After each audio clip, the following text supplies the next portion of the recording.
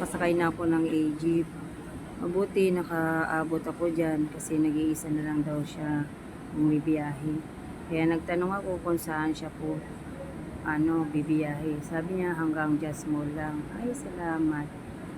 Mahirap kasi pag nag-joyride ngayon, ang mahal-mahal ng ang bayad mula Mandaluyong hanggang Makati, 100 daw. Kaya pag nag-Egypt ka, magagastos mo lang 30 pesos. Ayan. Di bali nga, 4 nga lang kaming pasahero dyan.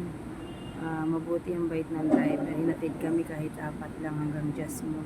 Pagdating sa Just Mall, lakad lang ako konti sa Reposo, Tawid, tapos sakay ulit ako ng Egypt, mga langga. Kaya tsaga-tsaga lang mga langga. Kaya naglalakad ako dyan. Ayan, nakasakay na ako dyan ng Egypt habang naghihintay na huminto dyan sa may Just Mall. Lapit na rin.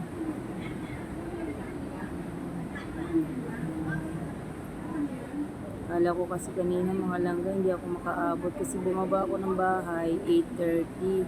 Kaya sabi ko alas 8 pa lang bababa na ako sa munisipyo ng Mandaluyong para may maabutan ako. Dito na lang po.